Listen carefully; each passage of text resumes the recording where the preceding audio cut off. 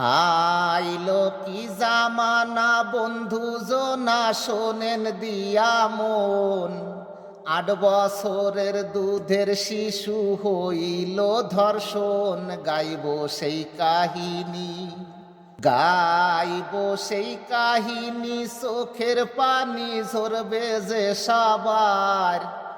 এমন ঘাতক বাংলার বুকে করে বসবাস, দিব তার বর্ণনা, দিব তার বর্ণনা। সেই ঘটনা মাগুরা জেলায়, বাবা ছেলে এমন কাজটি কেমনে যে ঘটায়। নাই কি লজ্জা শরম, নাই কি লজ্জা শরম, ওদের মতন কুলাঙ্গারের ভাই। বাংলার বুকে বেঁচে থাকার অধিকার নাই। নর পিশাচের দল, নর পিশাচের দল, মনেতে তার ছিল যে শয়তানি। ছেলের বইয়ের সাথেও একদিন করে যে নষ্টামি। ছেলে সবই জানে, ছেলে সবই জানে, এই ব্যাপারে করে তালবাহানা।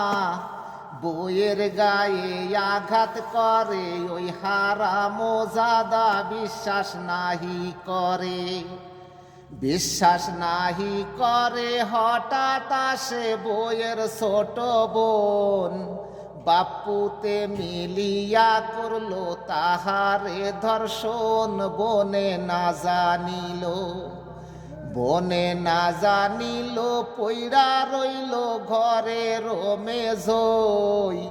ঘুম ভেঙ্গে বোন দেখতে পেল, মুখে বলা দায় করুণ কাহিনী, করুণ কাহিনী। শাশুড়িকে ডেকে সে দেখায়, সুপিসরে হসপিটালে নিল যে তাহাই। হলো জানাজানি, হইল জানাজানি, এই কাহিনী প্রচার হইয়া যায়।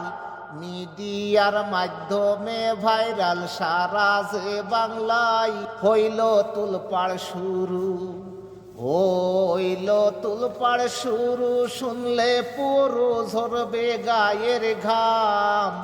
মানুষ হইয়া কেমনে করলো জানোয়ারের কাম। পুলিশ ধরলো তাদের, পুলিশ ধরলো তাদের, দাবি মোদের এমন বিচার চাই।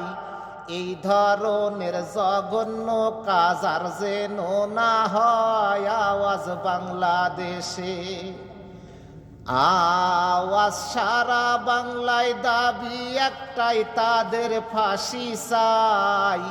কুলাঙ্গারের বেঁচে থাকার কোনো দরকার নাই। এখন শেষ করিলাম, এখন শেষ করিলাম। মশিউর রহমান আপনাদের জানাই, নারী হইল মায়ের জাত, সম্মান দেন সবাই, রইল ভালোবাসা।